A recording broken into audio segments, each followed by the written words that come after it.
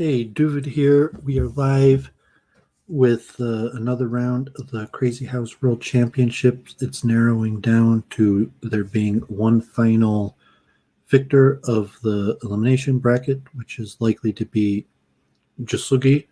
And here we have his pretty tight competition, international master, believe, a renowned genius, plays blindfold chess, as a unique way of playing the game. Not as straightforward in attacking, not as good as a Bughouse player as some of the other players, but I think also a Bughouse player, one of the best. And so let's see what happens. We have GSVC, IM, knight f3, fianchetto, queenside, Sugi returning kingside, fianchetto. Slow development on both sides. This is GSVC style. I believe he's beat me 16-0. So I've had some chances. I looked at the computer analysis. I had games against GSVC where I believe I had wins that I missed.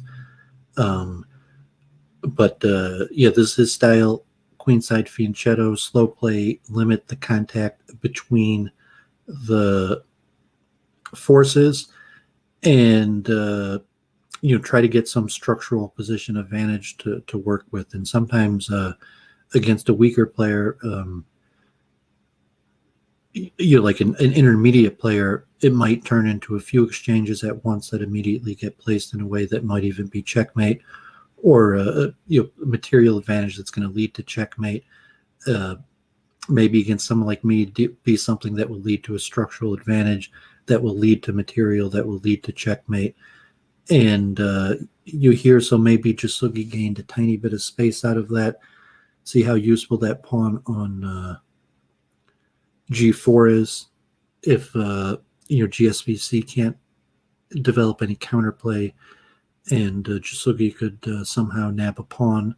Although this is one of these strategic bind type positions where it's very difficult to garner the material. So, I guess GSVC on his profile's got, something about sack sitting. These guys probably are more Bughouse players than Crazy House players, like relatively, that their interest in Crazy House is related to their love of the game Bughouse. And although they like Crazy House and have thought about it, it's related to, the doubles game that involves a partner, and the material you get is based on what happens on the other board, as opposed to Crazy House, where you have to garner the material for yourself. So here there is no way of just, getting a pawn to play on h3. It has to come from somewhere. And if you want to sack for it, you have to sack your own material for it. So, both of these players are masters. GSVC may even be becoming a grandmaster. So you have someone who's quite strong over the board, although Jasugi is highly likely to win. So, likely what's going to be demonstrated here, and why I'm streaming this, just my love of the game, I guess, these people are also from all over the world, is to demonstrate this clash of styles and what will likely be a victory for Jasugi, and see what kind of victory, as a now chicken cross the road. Some of the tougher competition got 3 games off of him. So GSVC has a more conservative style. Like the finisher is a low-risk player, but he's probably a weaker over-the-board chess player, and GSVC positionally probably has some sort of intuitive understanding of Crazy House in a unique way, and he probably hasn't played it that much either. So a lot of the other players, that's what they do. They play Bughouse and Crazy House, so they have the patterns fresh in their mind, or even if they're not quite as strong at regular chess, just sheer volume and pattern recognition. So it could be that GSVC is rusty, but it's kind of one of these positional binds where GSVC is just not giving Jasugi any material to carry forward with his attack. He got his knight in there, and then it's like a whole bind of multiple materials. So at this point, like he could be losing an exchange, and now he's losing a piece. So GSVC had a real like his strategy seems to have worked quite well here. I can't imagine that Jasugi is happy with his position, although sometimes it's not the end of the world. I mean, maybe this was his prep. I can't imagine, but it may not be that bad because now you see the return of this position, and GSVC just has a queen and a rook to place, and it may be difficult for him to place it in a strategic way. So if he goes right away, pawn at f7, he could probably hide in the corner, and maybe he could nab the pawn on g5. But he doesn't have any small material, and maybe Jasugi could pull out a victory. He didn't want to sack the knight. The knight might end up right there. So whether like a bishop on f5 guarding g6. Whether he has some idea for an attack or a defense, I guess, cover up as many holes as possible, as many squares. So here the knight covers a lot of squares, especially the g8 square, which is relatively the most dangerous. Something could land on whether he could sack the queen, even something and do like at f5, pawn at f5. If he took the queen, it's probably not enough. And so already he has to sack the queen back. Obviously knight takes pawn's a serious threat, likely leading to mate. Just places the queen right down. He could have done a lighter amount, although once he places the rook there, he doesn't have a knight. If he had a knight for the fork, he doesn't have a knight. So it may have been too quick to queen at g4 may have been unnecessary. I mean, you have to look, time also. They do have a 2-second increment, but time is ticking down. And it's unclear if GSVC has any direct line of attack. So he's up a substantial amount of material. It's an interesting material balance here. GSVC off the board has 2 queens, but he doesn't really have anywhere good to place them. And he doesn't have any pieces. So Jasugi has 7 pieces to GSVC's 1 knight for 2 queens and a rook. So it's a very interesting material imbalance that came here, and I would favor Jasugi here, especially with the time scramble and the 2 queens off the board. That he's probably just not going to he's probably going to lose with both of those queens off the board, and he can't even really intelligently place either of those queens. And at this point, Jasugi basically had a win. So, beautiful demonstration there. It could be objectively, if you look at the analysis, that GSVC had a better game there. Oki maybe will do a recap afterwards, and you see the analysis. But I wouldn't be surprised if objectively GSVC was better there at some point and had gotten the better of Jasugi out of the opening. However, the material imbalance of the heavies off the board, GSVC just couldn't figure a good way how to use them, and they proved useless. And like he lost with 2 queens off the board. So he was up all that material, but relatively he wasn't, because at the end of the game, he had 2 queens off the board that he couldn't figure a way out to place. But objectively, he probably was better. So here, Jasugi's more straightforward player. You really don't want to see the territories or GSVC's strategy from the computer perspective is objectively just bad, because like the computer valuation might, I'm not sure, maybe it's like +5 or something already, and it's very difficult to defend. White is likely to be able to feed himself material in a way to further the attack, and there's not justification for the seeding of the territory. I mean, even I think I had games like this against, Jasugi's already winning the queen. This is just like an opening bust. I think I had games like this against GSVC that he was able to come back and still beat me. So even out of the opening, he did this. And, I knew the finisher opening theory. I'd studied from the finisher, knew the basic opening theory, and was able to get a better position against GSVC. he was still able to come back and beat me because, like, here this can't be what GSVC wanted.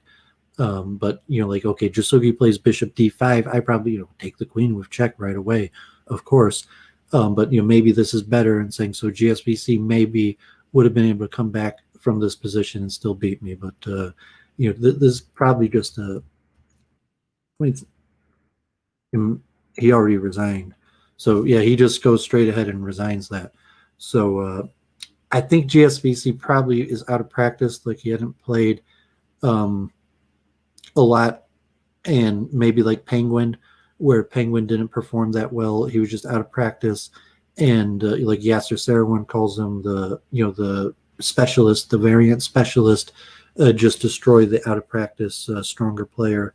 So GSVC maybe just didn't realize he was going to get crushed right out of the opening there.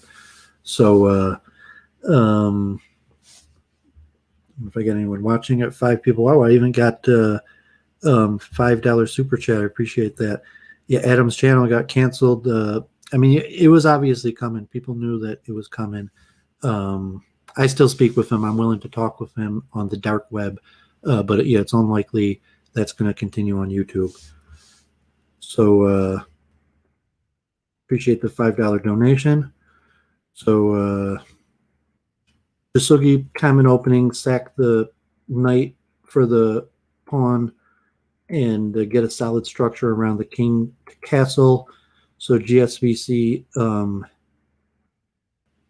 he didn't even win a piece there. That was just a, I'm sorry, that it was just a regular trade. So even material here, and it would appear Jasugi has a nicer king structure. Like relatively a pawn at h3 or f3 is already, I mean, he doesn't have a pawn. So it could be relatively even, but I think Jasugi already has a better position out of the opening. He's got the safer king, but materials even, the 3 knights, it's unclear. He could look at sacking the knight on d5. So Jasugi just takes, getting the 2 pawns and hitting the queen. But Jasugi might be able to do something with the initiative. So he just the rinse and repeat. My new joke. You got I learned chess, from Detroit. I learned chess from Ben Feingold. I mean, not directly, but he was the player winning all the tournaments. So your Detroit chess sense of humor, as they say, rinse and repeat. And you got to send them back to dental school because the rinse and repeat tactic sometimes works, sometimes doesn't. And so it was 3 knights versus bishops off the board. He takes the knight, puts a bishop back, and now GSVC has the 2 dark squared bishops. But those dark squared bishops don't look like they're doing anything. So I think Jasugi probably improved his position there. Now he's got a more advanced knight. He still has the light squares. Like, it's very likely that Jasugi is going to be coming in there on the light squares at some point.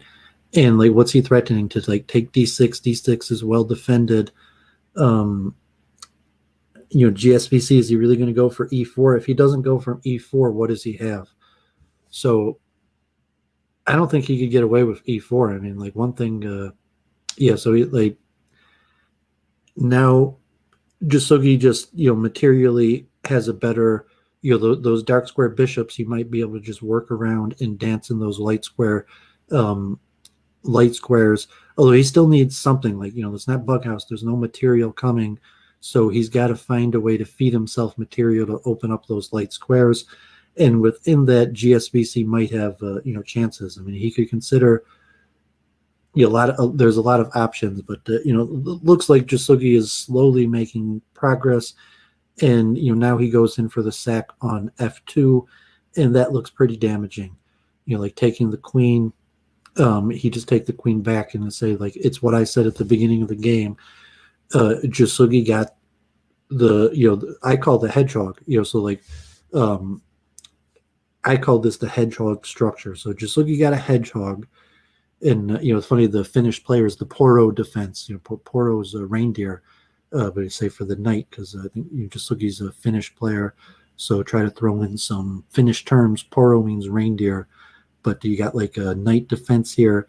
But the pangolin defense, he just curled in a ball, and GSVC doesn't have quick entrance. He needs like to set up multiple pieces. Although this 4 knight defense, the Porto defense here, he has to sack the queen. But now you have the same thing like last game. GSVC has a queen off the board. He really needs like to place a bishop on the dark squares to attack h6. So here he wins back material immediately. He could probably just place a pawn, or bishop at f5, just safening it up. GSVC is so many moves to opening up the pangolin. This is the pangolin defense. It's hard to crack, and so he just resigns. Jasugi demonstrating the pangolin defense, and GSVC didn't have to let him go right into that. It was the opening idea. So you're saying GSVC is strong enough to beat me every game, but it looks like unless he comes up with something, Jasugi could 10-0 him. Like, he doesn't want to get 10-0'd by Jasugi, but if he's out of practice and he doesn't have anything, he's gonna have to come up with something. So now he's got like a French. I don't think this is a good version of the French, although I'm not sure. How did this happen? It was a Alekhine, and then he played f3, d4. So this is theory. So he takes the knight and holds on to the pawn, and now he's cramped. I think this is probably just bad for black already. So GSVC, I haven't spoken, I don't really know these people, they're just the best players in the world at the game that I love, but I don't know these people. But I'm just guessing that GSVC is relatively rusty and didn't put much prep into it. Had he prepared tens of hours, looked at the computer lines, studied Jasugi's lines, he probably could have given him a relative good challenge and got quite a few games off of him. Maybe even chances of going even or something like that. But likely, no inside information that GSVC hasn't been playing that much. Like you said, I don't know the man to know, what his personal life is like or whatever reason. But and he's getting crushed really right out of the opening. He's getting worse positions right out of the opening, and in that point, he's got almost no chance of winning against Jasugi. Chicken cross the road, you saw Jasugi made opening mistakes. Even Duvid beat Jasugi a game. He doesn't play perfectly. He plays in the high 90% of the computer recommended move, but he makes mistakes. He made opening mistakes the other day against Chicken Cross the Road, and with black he couldn't really put anything together, and lost 3 games with black. Here, the game's not over, but at this point, Jasugi is just up material and has a better position. It's he's up a full piece, which in Crazy House is 2 pieces for nothing, and he has that gaping hole on d6 to just keep on working it. So he has those pawns, but maybe he could probably just take the bishop. Even if he just retreats the bishop and sacks on d3, he doesn't even have to sack on d3. He could do if he does at d3 with the knight, it's going to cost him a pawn. And if he does at d3 with the pawn, he has to move the bishop back. And if he moves the bishop back, Jasugi could probably figure out, maybe he doesn't have a direct attacking move. Maybe he could play bishop g5. So this is probably basically won already. So unfortunately, Jasugi is likely out of practice, and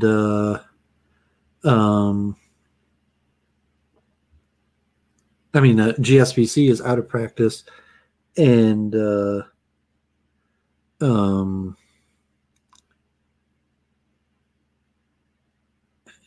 and might lose 10-0, unless he could come up with something, regroup and rephase. But if he came into this unprepped, Jasugi's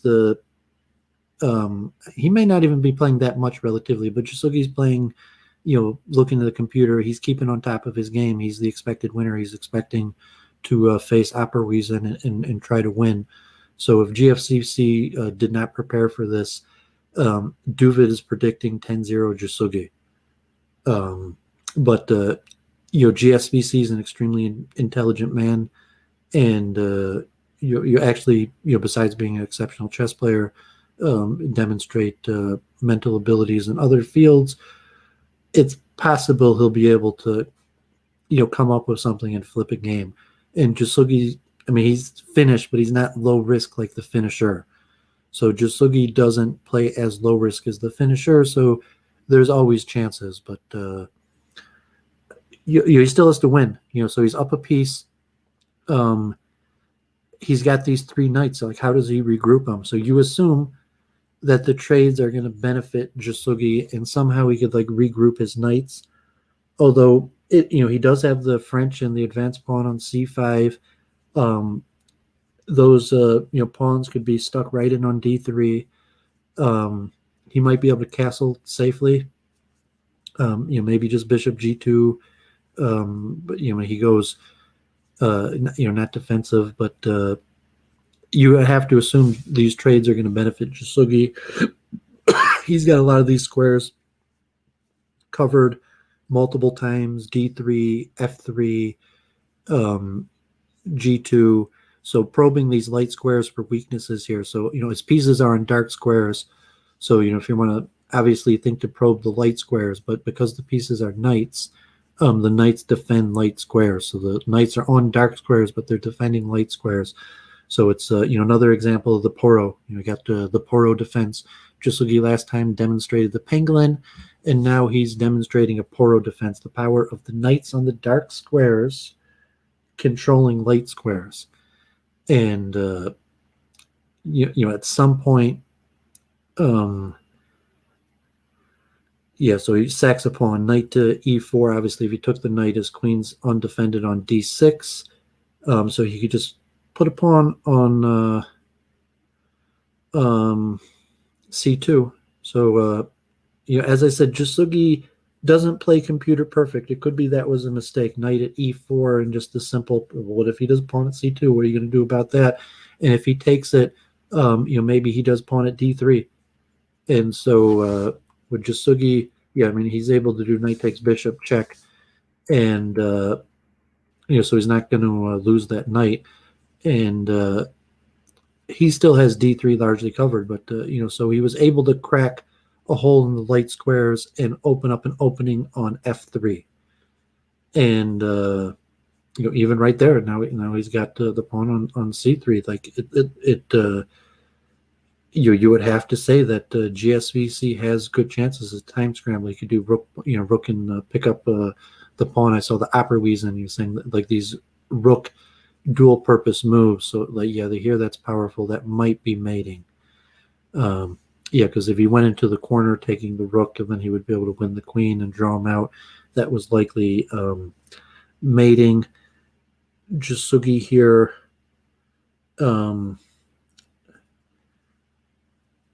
Is there a finish? Can he finish him here? And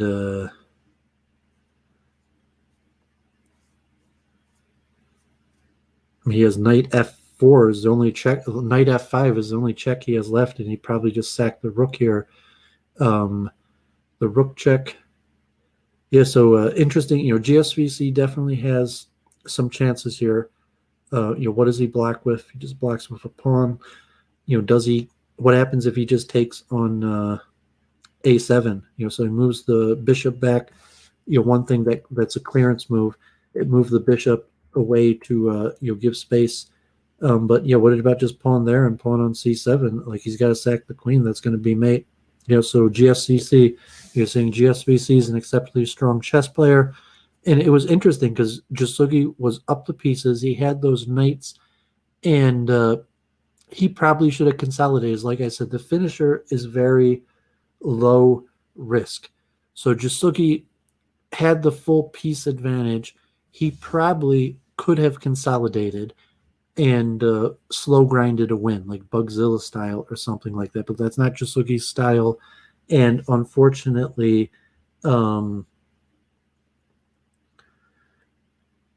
yeah, Tarish, definitely recommend all of Tarish's work. But depends what, even saying what you're studying or what your purpose for, like beginner stuff, like unclear. There might be better material, what level you're at, if you want to study the works of all the classics, or if you're a person who's read hundreds of chess books, or you're a person who's only read tens of chess books. So he doesn't give Jasugi a pangolin this time. So yeah, saying so Jasugi probably could have slow played it, consolidated, Bugzilla style, and but he wanted to go straight in for the attack, and it backfired, and GFC VC flipped a victory. Good for him. Congratulations. Bravo. As always, that's why I'm streaming, to demonstrate somewhat this class of styles, and just the interesting phenomenon that you observe there, that Jasugi almost certainly, he's probably up like 10 or something. Like he had an easy path to victory there. He could have just slow played it, consolidated his position, but he went in straight for the attack, and it gave GSVC counter chances. And maybe Oki will do a post-mortem with all the computer analyses, and you could see all the possibilities of what could have been. But just from the larger meta level, it's pretty interesting what happened there. And Jasugi may not have it in him to be low risk, I'm saying, because largely the people's playing styles matches their personality, and to be low risk like the finisher is probably matching his personality. So like, he could adapt some of those styles or techniques, but largely there's going to be a personality style to match the play. So Pangolin averted, which it really just gave Jasugi a huge advantage, that he was able to nurture to an easy victory last black. So he gave him the center, and Jasugi, does he just blunder a pawn? I mean, did he purposely do it? Was the position? Did he purposely do that? The e5, I don't know. E5 may have not been booked. Maybe it was a mistake. And then c4, and maybe it was worth the sacrifice for the pawn to get the first at h3. So here now we have the similar phenomenon that Jasugi has sacked his queen, like in his previous games, and GSVC only has a queen off the board to attack. So like the chance of GSVC attacking here are close to nil. I mean, he could try, obviously, for like a pawn at f6. So now Jasugi defends up. He's got 3 pieces. Jasugi's got GSVC's got 2 pawns. So actually, the material balance here is it's a queen for 2 pieces, but because it's crazy house, that means 2 queens for 2 pieces. But the problem for GSVC is it's hard to activate his queen, because the queen is easy to chase around, especially when you have pieces to place. And his other queen, it's hard to find a good place to place. So I guess he decides he has to sacrifice a pawn right away. I'm not sure the plan. Just knight takes pawn back, and he could probably just retreat the bishop. He doesn't have to retreat the bishop. He might, but I'm saying if he just retreats the bishop, GSVC has the issue of where does he place the queen, and how does he make progress? Jasugi has obvious easy paths forward to make progress. He could just place a pawn at h3, knight at h4. He could slow play it. He could place more pieces around his king to make it safer. That's not even really a threat, relatively. So I assume he's going to take here on e3. That has to be risky. He played that very quickly. He didn't even take. I don't know why he wouldn't just took on e3 immediately. If he took on e3 there, and then he took on g5, he could have placed the pawn at f2. So here he's still like destruction. I would still take at e3 here. I don't know why he didn't do it last move. He could place He doesn't have to take on e3 now. He could just place a pawn immediately on f2. The problem now for him is he has 4 knights. So, like I was saying, GSVC only has a queen to place, and Jasugi has a bunch of pieces. So wherever he places the queen, it could get chased around. But at the same time, 4 knights, like if he doesn't have a useful move for a knight, he's got 4 of them. I mean, he could consider something like knight at c3. Like he has different paths forward. So, yeah, he just moves the rook back, and maybe he rinses and repeats, draw, but I'm not sure GSVC. What if it is he safer at e8, or I think he could ignore that. So I don't think GSVC that bishop at d6 is an ignorable threat. Like he's only threatening to win a rook, and even after that, like there's not a direct follow up. So he just takes. So there's not really a direct threat. Like GSVC, Jasugi could try something like knight at 8. He's got 4 knights. So, whether he could do something useful, whether knight at h3 is even beneficial to him, he could do knight takes queen, obviously, and that's he's got to look. If knight takes queen is safe, that's an obvious mate threat. And if he has to take the knight back because at f2 is likely a mate threat also. So like knight takes queen includes the threat of f2 afterwards, because then he'll have a queen to place on g2. And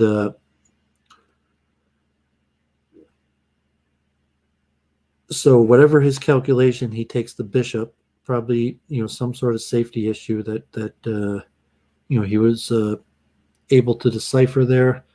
GSVC decides just to place the rook as a attack, probably defense, leading to the likely sacrifice of both.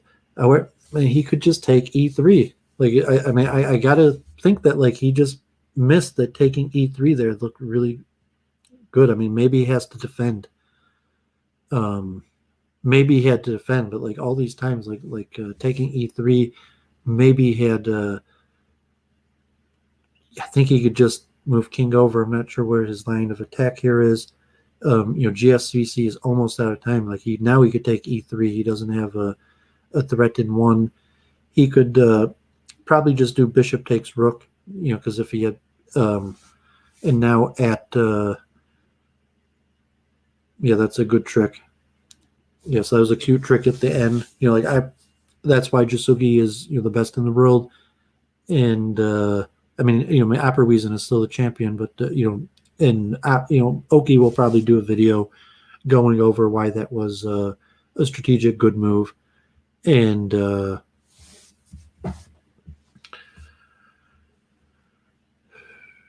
okay, yeah, sorry, streaming. Good streaming. You don't want to have dead time. Speaking to some chess players, I'm going to try to make some chess streams. Crazy House is very competitive. I started playing Racing Kings. Racing Kings, I got pretty good at it. I might make some training videos. I didn't really see any good training videos. Like even Crazy House. Oki has a lot of good material on Crazy House. A lot of the top players have streams. Racing Kings, there's not really that much good material on it. Horde, there's not much good material on it.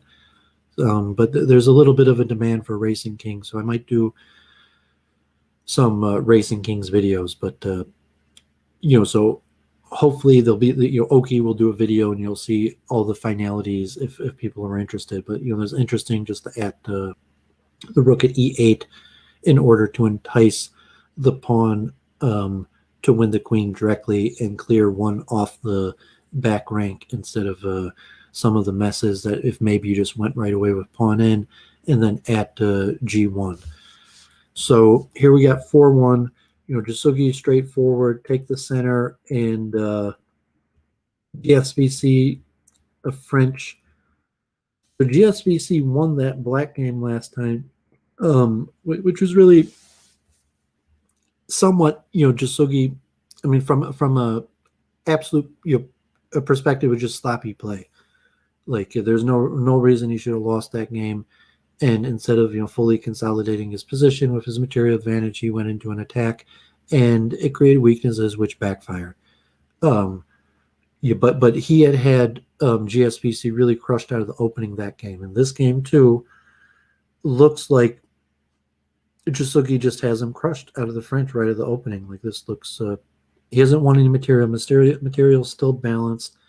There's holes on both sides. So he takes with the pawn, and I don't know how this knight at e6. Like GSVC is a clever player, so this knight at e6 defense, but like, what is the knight they're going to do long term? It's like a clever defensive move because it blocks the square. At the same time, it's threatening the bishop or making some threats, and it's blocking white from pushing. And he didn't want to use his own pawn to push, or if he did, so it's a clever move. But what if Jasugi just slow plays it? So at this point, the pawn on f4 hangs. So you already moved king h1. So if there's like knight takes f4, the knight takes the queen won't be checked. So Jasugi, they were kind of slow playing it. There was a lot of time. He gets the piece right back. GSVC decides to give a rook instead of a piece. So now Jasugi is up in exchange for a pawn. It looks like he's made some progress, but he needs to feed himself material, and GSVC is a strong player, so if he just does like bishop takes f5, like his tech probably isn't good enough. Like if he did so he does it, bishop takes f5, just to open a hole in g6, give himself a pawn. Maybe it's the knight that's going in, so he sticks a pawn there. But he needs more material, so like what's his next move? He needs another pawn. I guess his queen, the pawn there also makes the queen safe for h5. So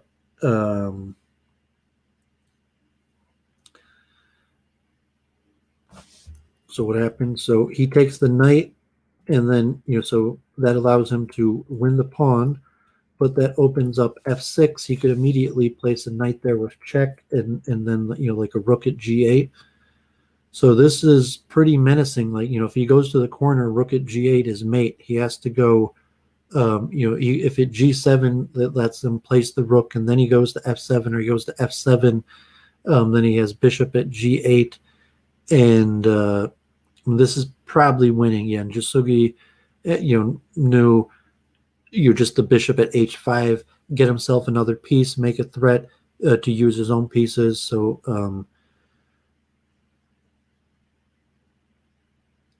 take the pawn. So he placed the pawn there, but then you just take it, and pin after pin. So very clever with Jasugi, freeing up his own pieces, using his own pieces.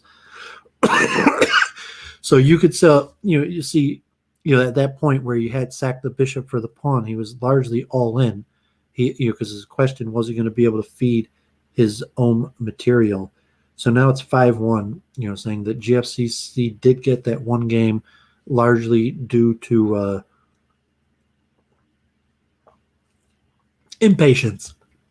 I'll say it was the Jasugi's loss that game was due to his own impatience and nothing else. GFCC is not on his top game, and he's largely getting crushed right out of the opening. To if you looked at that last game, GSVC had basically zero counterplay. He had made no advancement at all towards an attack. Although Jasugi did sacrifice material, you could say like, well, maybe if the attack hadn't worked out, he would have been up material. But I mean, just say from that perspective, Jasugi got advantage out of the opening, turned into attack in mate, and GSVC had zero counterplay. So now here, Jasugi has black, and it looks like he's already like equalized, maybe even better. So it's really, if GFCC didn't prepare and his opening prep is weak, and he is not playing the number one move. So like Jasugi, if you don't play the computer recommended number one move, like 9 out of 8, like I don't know, a certain percent, you're gonna be basically worse in the opening, and he's gonna have a strong chance of converting that opening advantage into victory. So here, GSVC, even if he's objectively a better chess player than Jasugi, he's getting crushed right at the opening, and Jasugi's having an easy time converting. So I don't see it.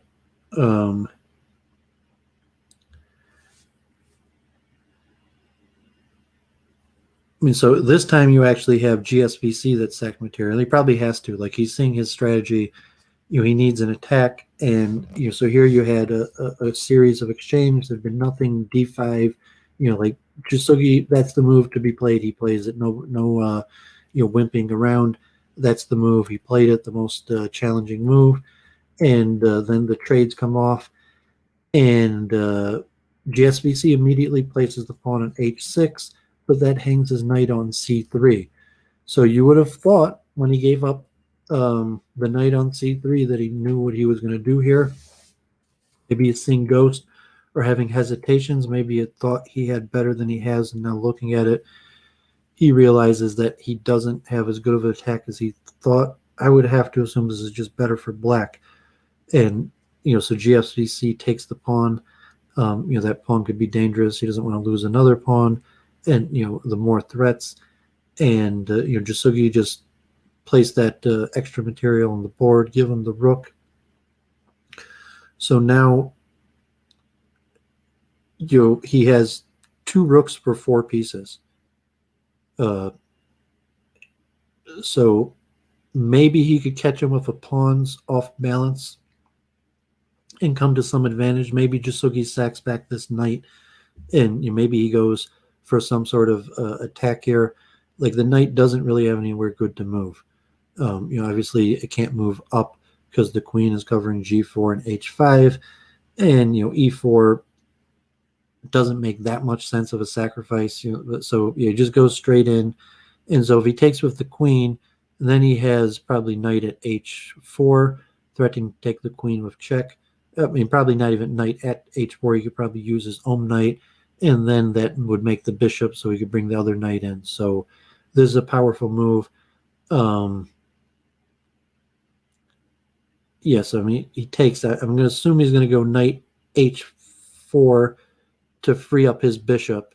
But not sure, but he could place a knight. But you got to assume the idea of at F3 was to attack the queen with the knight because it threatens check. So he's probably just thinking for a second, and this is almost obvious that that moving that knight frees the bishop. So he could probably just do at H3 here.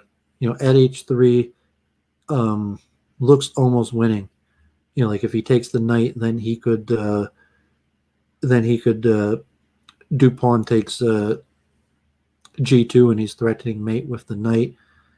And so I'm going to assume he's going to play at, maybe he does at F3 even. Maybe at F3 is even stronger. Maybe that's what he's looking at. Figure attack the queen if he can't take with the pawn. So if he does at F3, pawn takes. Even people in the chat were recommending, but there's 100 ways to win this one.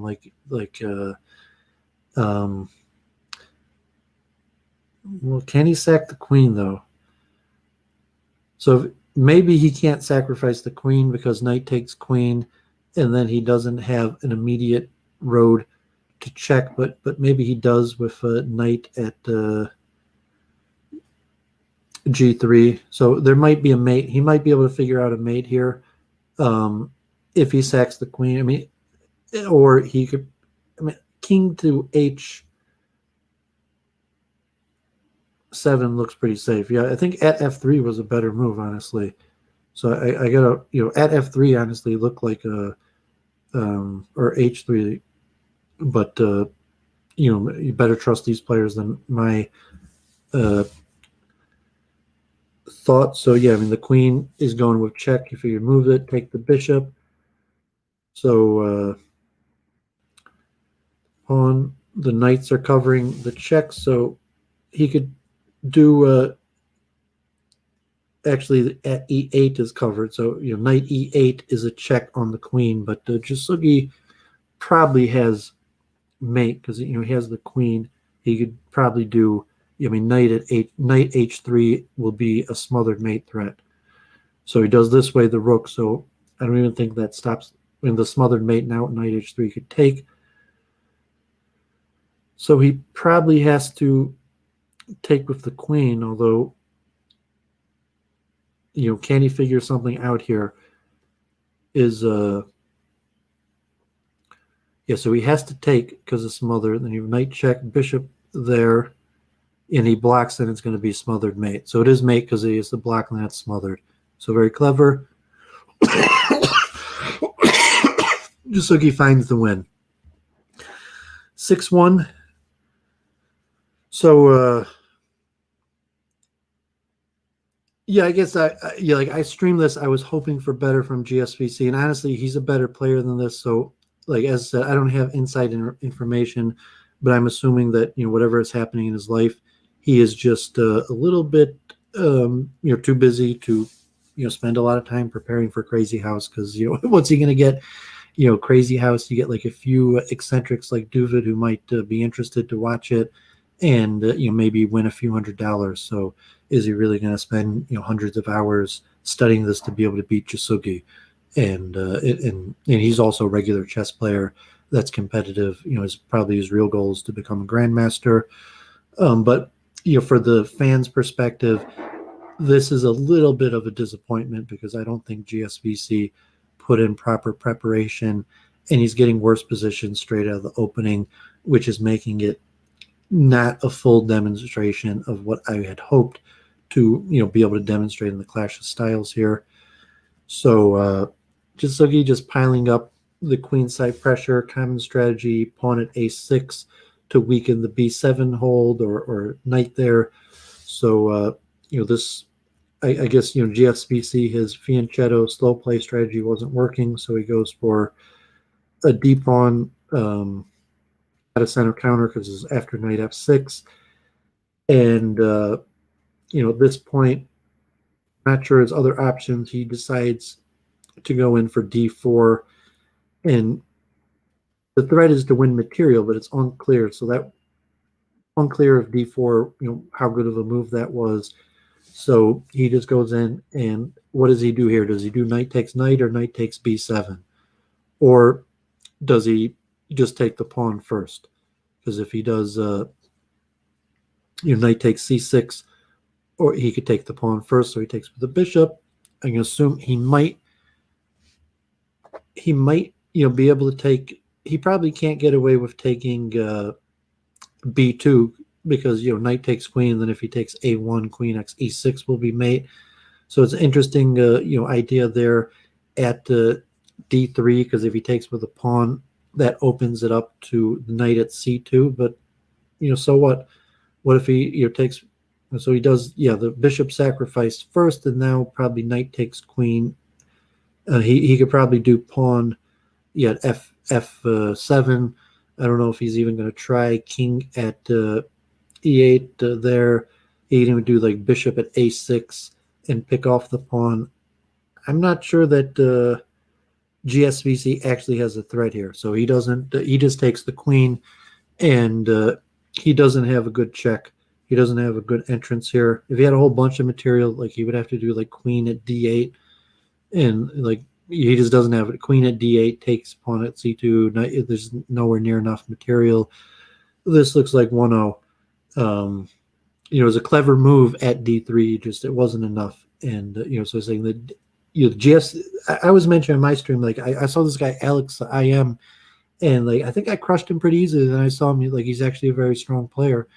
But so GSVC is extremely clever, at d3, but like no, it wasn't really, like his strategy here wasn't really that good.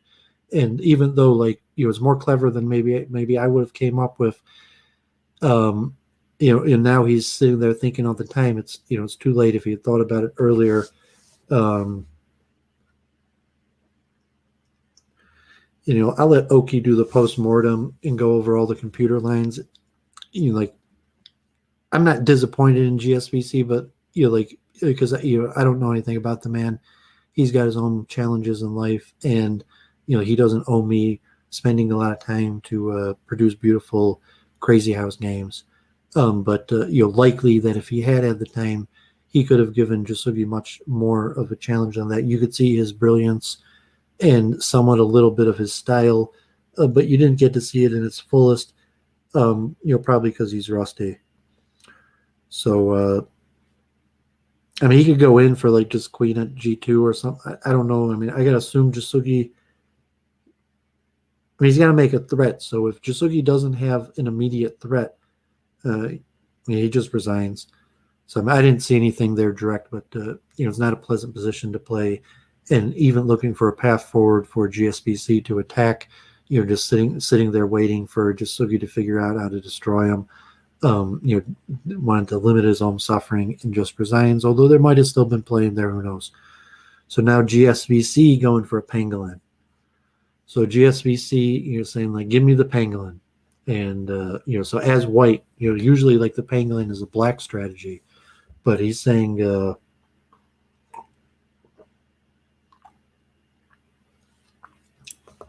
he got the pangolin, even material, but there's a lot of immediate pressure here on G3. And so he does H4. So, Katask is here saying something that there's already opening error mistake, so saying GSVC is he's just out of practice, like he's out of practice, and he's making errors in the early game, and Jasugi probably already has the advantage here. He didn't get his pangolin. His goal had to have been like, let me just get a pangolin. And then Jasugi got immediate pressure on G3, and he's scared out, and now he's not castled, and it looks pretty bad for him. So he's already got a sacrifice material. Jasugi has a material advantage now, but he's lost his kingside pawns. But at the same time, GSVC's pieces are pretty boxed. If the knight on E7, queen could take on D5. So that knight move does allow queen x D5. Not sure if there's a good way to,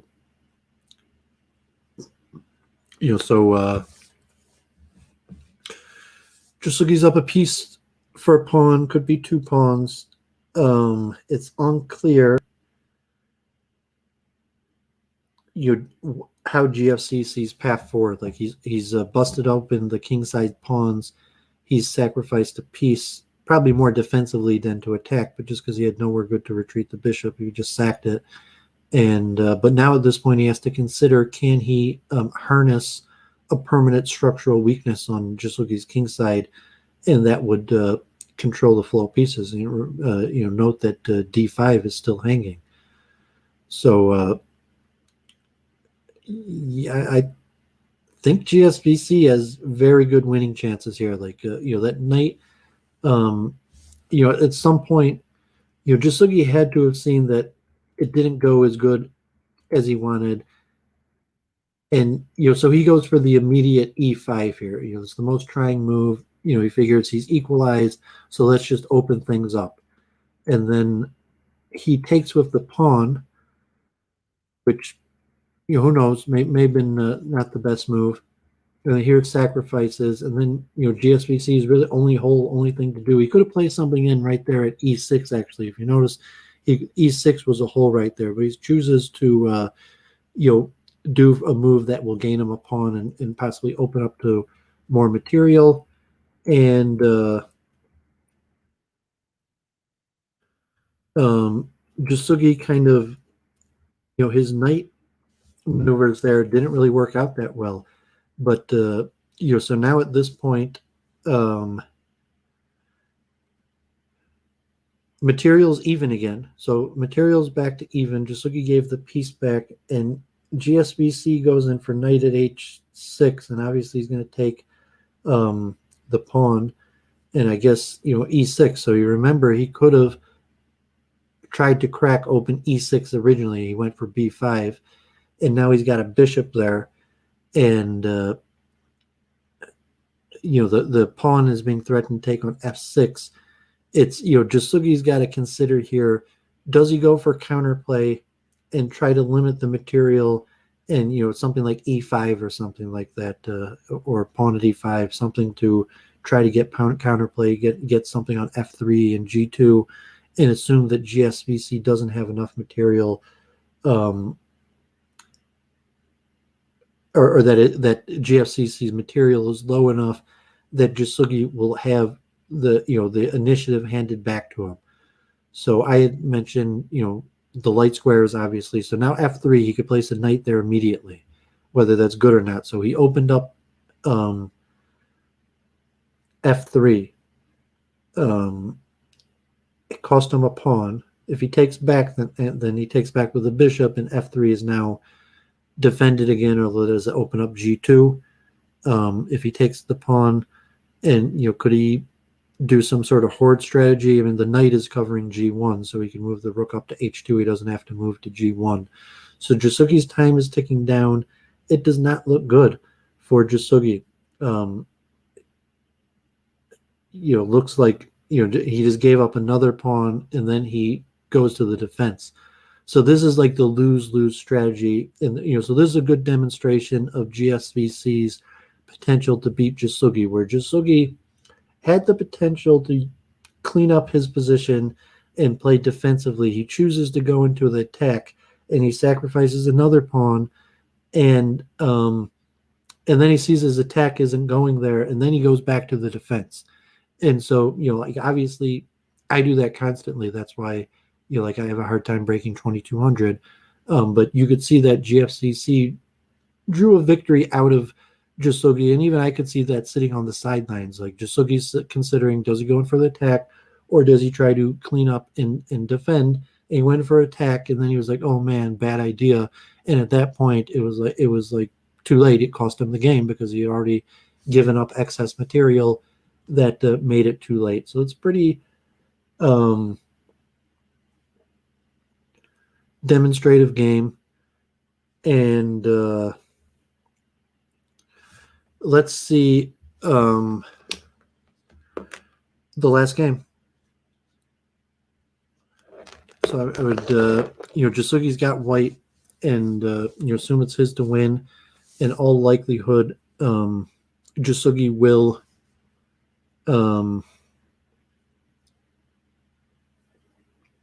win this game. Last game he played, GFCC played d5 here, and Jasugi played knight at a5, and I didn't think that was good. Like, I doubt that was his prep. Like, I'm guessing that GSVC is rusty. So but like, if I'm wrong and like really that was his prep, and he prepared d5, I'm doubting it. So I'm doubting he's gonna repeat pushing b. He has two pawns here, so I mean, people in the chat, like, yeah, just bishop c5. So he does at e5. So I mean, he sacked a piece for two pawns.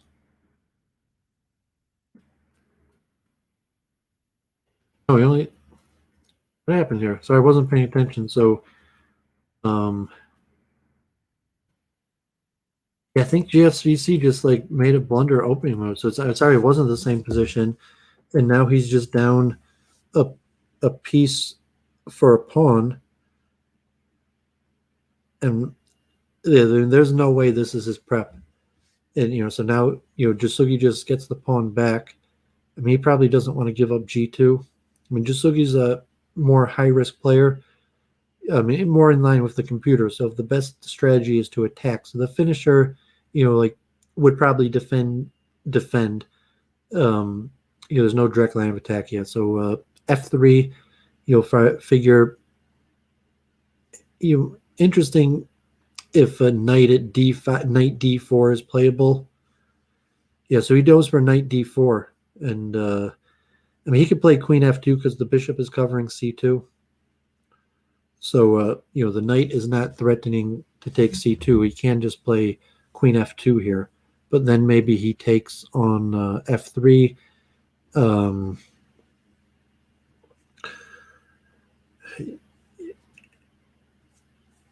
I mean, maybe he's thinking like d3 here or something like that. It could be he's thinking to play like d3, and knight takes queen doesn't have a real good immediate threat. So if he did something like d3 and then he did knight takes queen, bishop takes queen, there may not be a good follow-up. If he just does like knight takes c3, yeah, so he plays d3, like I said. I think, Jasugi probably missed knight d4. My guess, like, I didn't see it, but once the position was there, I saw it. And my guess is Jasugi missed that. And, but this looks okay. Like d3 looks like it should be. Katask saying he prefers GFC now, but I don't think so.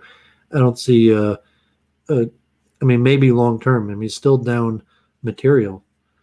So, I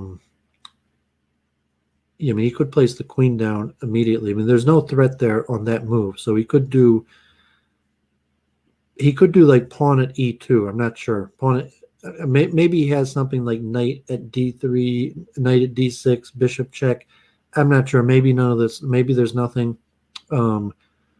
Maybe there is a threat. Yeah, so he just places the queen down and figures your queen's a good defensive piece. Get it right there in the center. It's a lot of threats. And so, yeah, I mean, threatening taking c7, the knight at d6. So GSVC surprise, queen at b6. I mean, so it does threaten at f2, which could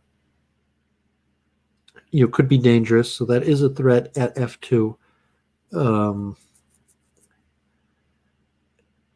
not sure if Jasugi has a threat, and if he defends, if he's just going to take the knight. So he could consider like taking d3, and then maybe at f2 is not as bad, or he could so he pops the knight in. So now knight at e6. So if he does queen takes knight, knight at e6 is probably a pretty serious threat because of the pin on d7. Even if he doesn't, knight at d7 is a serious threat. So GSVC has to come up with something to just stop the basic threat of knight takes d7. Whether pawn at f6 is losing, whether it's tough to see a good move. Yeah, so he goes for pawn at f6. Just like it's attacking the queen, it's blocking that bishop off. So the bishop sack and at c6. So Jasugi here. I mean, he's got to say if he sacks the queen. So I mean, here if he sacks the queen, and then takes the queen back, the knight comes with a check. He'll probably be winning. At d7 looks pretty strong, but I mean, because he could have pushed and queened. So yeah, just check there, knight check. This looks over. So it looks like he's going to win 8-2, and so that's it. Good educational. Got a few people watching. I appreciate the donation. Hadn't got a donation for a while. I was thinking of investing money into streaming material. Like I want to. I actually have a few $1,000s set aside to buy new streaming computer equipment. I just need to speak to a few people, and I haven't been in a big hurry to do that. You maybe look at that first game, just the computer analysis. Oki will probably do a full post-mortem, and you could see kind of the depth of some of these calculations, and maybe I advance some of my theories. So it's not that much advantageous for white.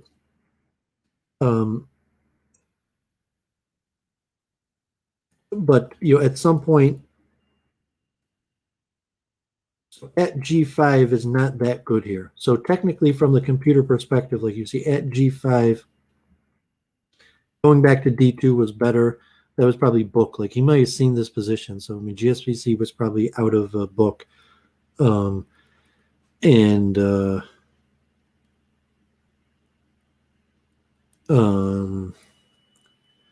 this is probably better for white. So here in this position, it's not that much better for white. So you see here with all the material going, bishop takes queen, then taking the pawn, then taking the pawn, and knight takes e4, taking the pawn, taking the knight back. It's not actually that much better.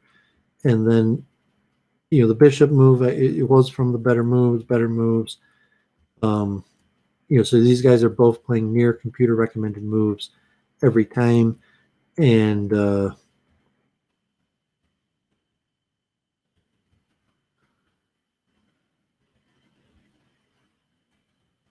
queen there was not the best move. So I had said this when he played queen. Like white has an advantage here. The queen here is not the best move because, well, it says queen at h3 is better than rook at even queen at h3 here. Interesting. Yeah, even queen at h3 here was the way to beat this. So rook at g3 was playable, but queen at h3 and maybe. So GSVC had chance. He was a strong player. Oki can do the post-mortem. You see, I got into the top 50 at Racing Kings. I'm studying this study. I'm going to try to do some videos on it. So, I'm going to want to demonstrate kind of just my mental technique, but, show that, I really only played Racing King first time within a month. Well, I played a lot of games. You can see I've already played 675 games. Most of the games only take a few minutes. I got games off of almost all the top players. So it's simpler. Racing King's a lot simpler than Crazy House.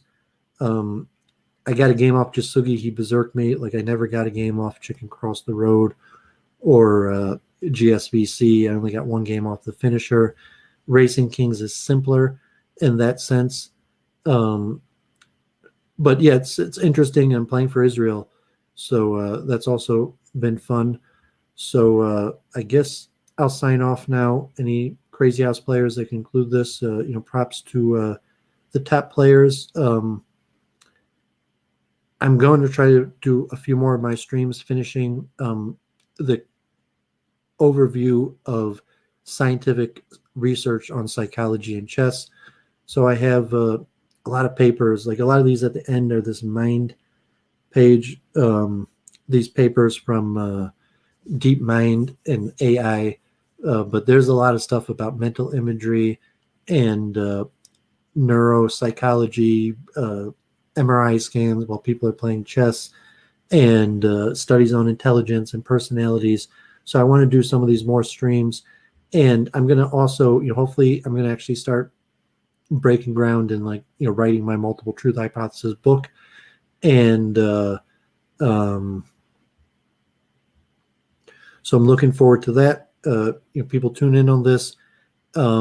Might find some sort of combination between the chess. Like I said, the multiple truth hypothesis book I plan on writing will largely be towards an educated public, but we'll have one or two chapters that will be towards people who understand mathematical and logical notation. And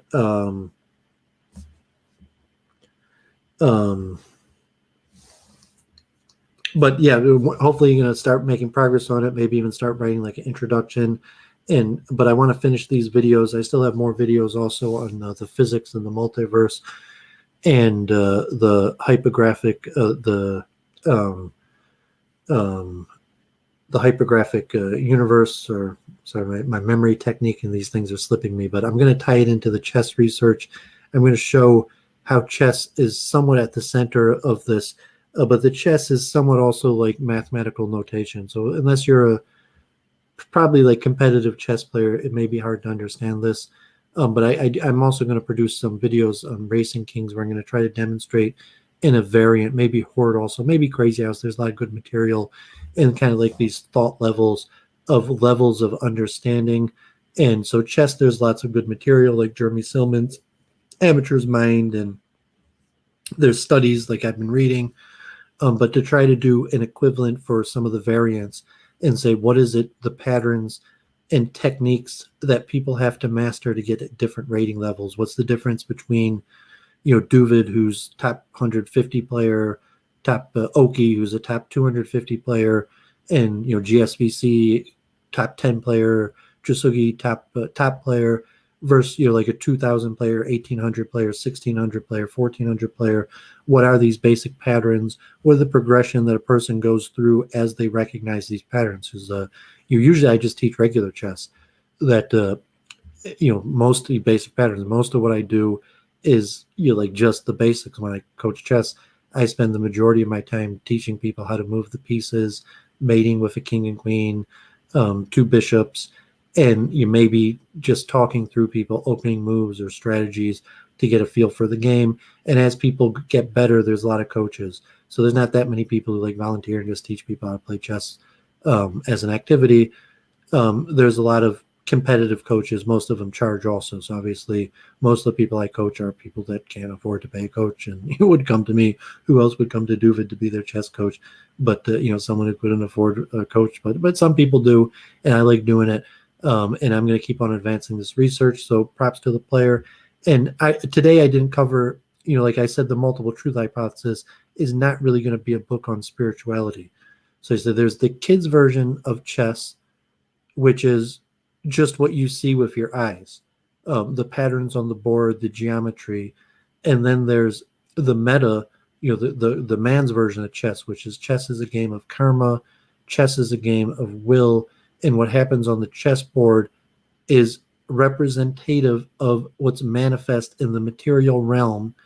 And I have theories and research that actually there's lots of books, the historic literature, the connection between religion, Judaism, Christianity, Islam, Hinduism, and the meaning of chess.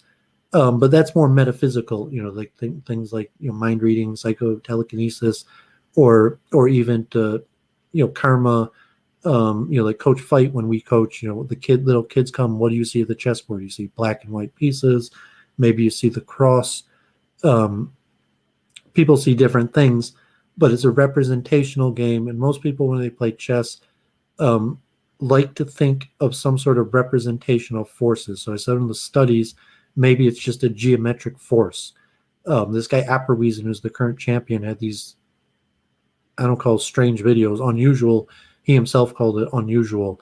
So like, what does he see? Maybe he just sees a geometric force, or maybe he sees a spiritual cohesive force, or like a person sees an army, sees a nation.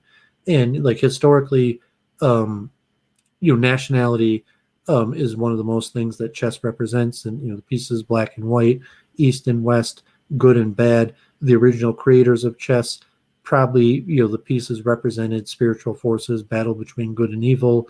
You think Black Lives Matters and the history of the set. Now we have black and white pieces, and the cross and the European feudal system. But we say that, so the competitive version of chess is based on, say the kids' understanding of the game. It's just a board game. It only matters what happens on the board. But yeah, hopefully once I finish giving the overview of the kids' game of chess, then I'll also try to give some connection to the real game of chess, the game of karma, the game of life, the goal, rebuilding the temple in Jerusalem, or however you interpret who created chess and what's the purpose behind it. You say chess is maybe a meditation on the cross. And but I'm going to wait on that. I'm going to stick with the scientific evidence and try to give an overview of the current state of what could be materially demonstrated. And I'm going to move into AI and the computer, because you see these top players are really no comparison for the computer. So if you objectively want to know what's on the chessboard, true, you ask the computer. A computer might not be able to explain it in a way that's easy to understand. But the computer gives a more objective assessment of what's going on the board, and is related to some of these other things in the multiple truth hypothesis. So I'm not going to ramble too long, because people who watch this video, probably aren't tuning, for competitive chess players may not be tuning in for my rambles.